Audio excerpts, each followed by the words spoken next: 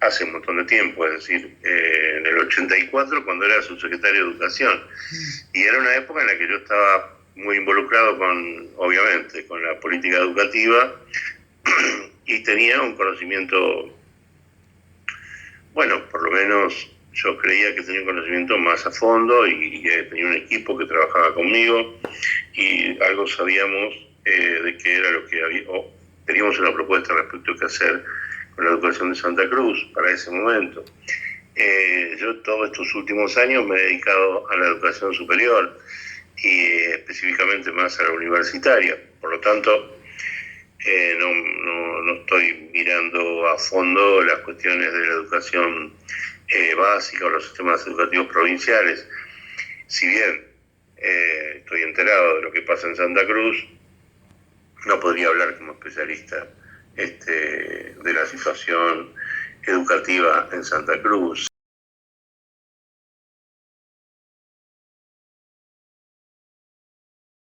En todo caso, para no evadir la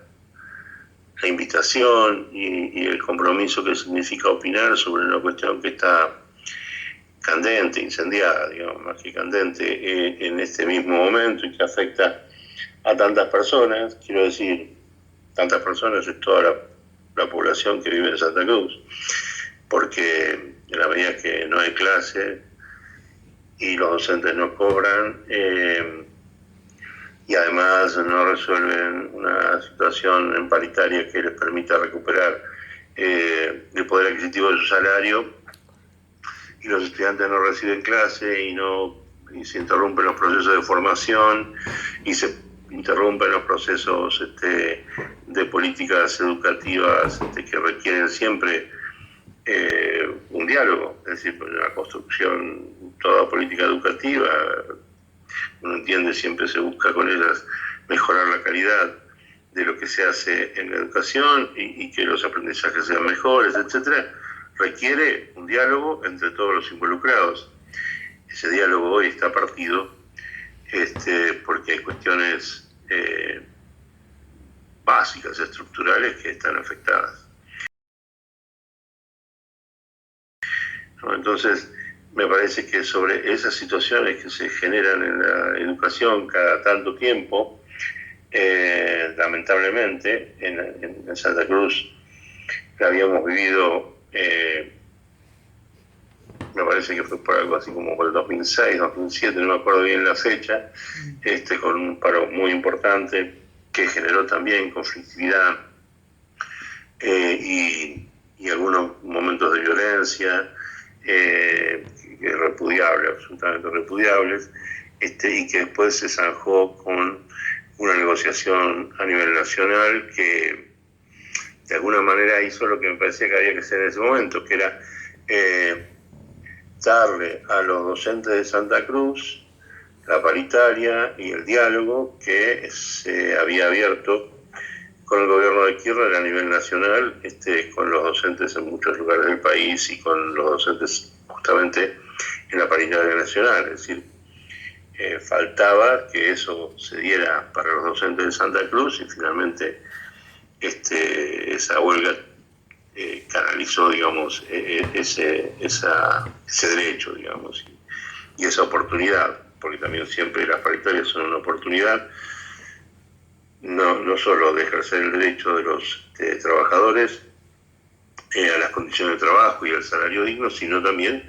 de que, en este caso, el Estado, que es el responsable de la educación, pueda acordar y negociar, digamos, objetivos de mejoramiento de la calidad con quienes son los que pueden llevarlos a cabo. A mí me parece que hoy el problema educativo de Santa Cruz es en realidad parte de un problema mucho más grande.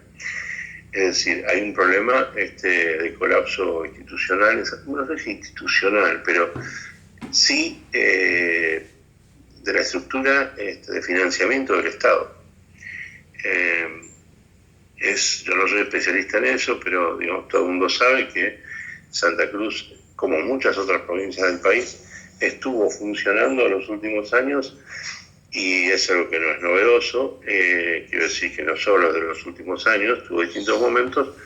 con importantes aportes del gobierno nacional. Sin esos aportes la provincia no puede subsistir, y más allá de buenas o malas administraciones, que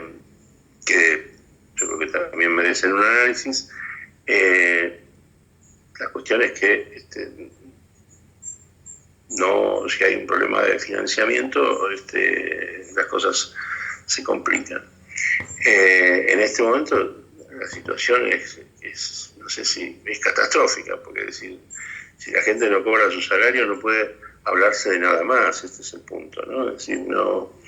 por eso veo difícil, digamos, discutir la cuestión educativa cuando no está el piso mínimo, que es que el Estado pueda financiar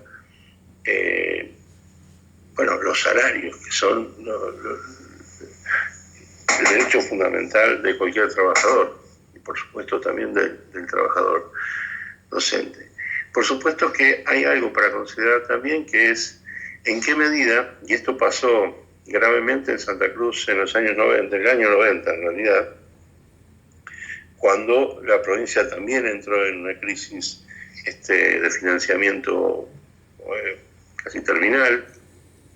muy parecida a la de ahora. Los sueldos también se pagaban en cuotas, mal, tarde, muy tarde, por supuesto que no había aumentos, y había huelgas de todos los sectores, es decir, de todas las áreas del Estado.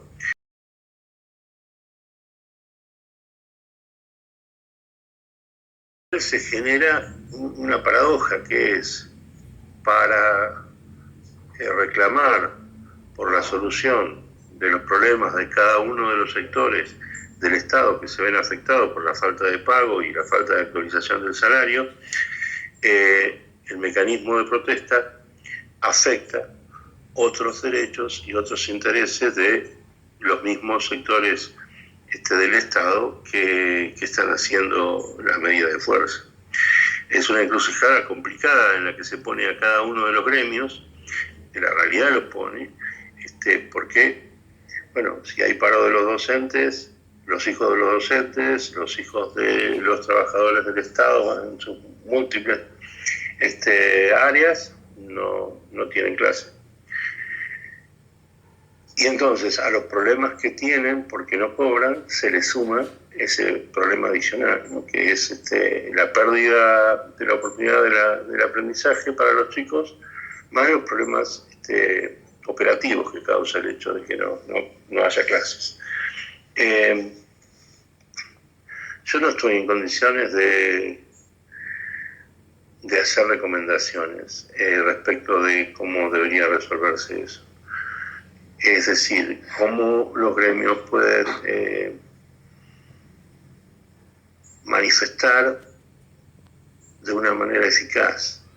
lo tremendo de la situación y de la angustia que significa no tener el salario y correr con las deudas y los intereses y todo ese tipo de cosas, tratando de lograr una solución y al mismo tiempo tratando de no generar mortificaciones adicionales a los compañeros de otros sectores y del propio sector que se ven afectados por esta cuestión de la falta de salario, ¿no? La verdad es que no estoy en un lugar que me permita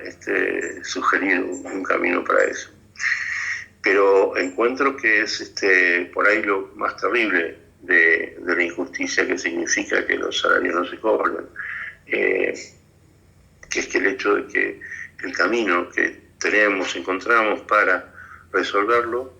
genera más mortificaciones a los propios damnificados por la medida por el hecho de que no se están pagando los salarios. Uh-huh.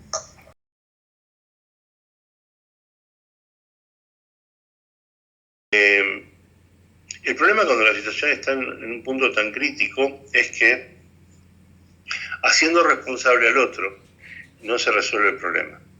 Es decir, si el gobierno nacional dice, bueno, ustedes gobiernan hace 25 años, dice algo que es cierto y dice algo que no es del todo cierto, porque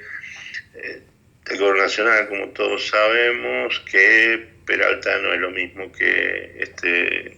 el gobierno nacional que estuvo hasta 2015 y que de hecho tenían diferencias, y si bien finalmente acordaron un camino, digamos, de no agresión política yendo juntos en el marco de la ley de lemas, la verdad es que hubo muchos cuestionamientos del gobierno nacional a la administración que hizo Peralta. Eso es un dato que está documentado, digamos, en los diarios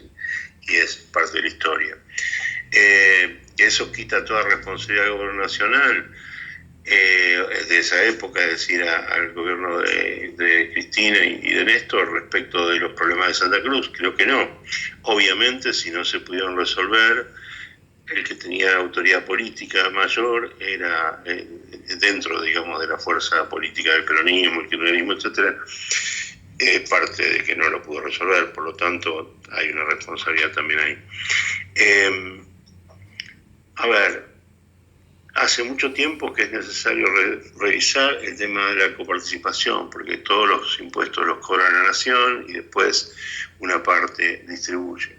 Nadie lo ha hecho. También es cierto que la Constitución manda a hacer una ley de coparticipación nueva, pero el mecanismo de consenso que necesita esa ley hace que sea prácticamente inviable, porque alguien tiene que perder para que otros reparen sus déficits en cuanto a lo que la coparticipación les envía, y por lo tanto es casi imposible hacerlo. Todos los gobiernos entonces han hecho política, digamos, con la asistencia a las provincias, mejor o peor. El punto es si a mí me parece que el gobierno anterior nunca dejó que una provincia estallara por hacer política con el financiamiento. No me parece, es un dato, digamos, nunca pasó. Bueno, eso por un lado. Después, no sabemos bien cuáles son los reclamos que el gobierno nacional hace al gobierno provincial respecto del saneamiento de las cuentas.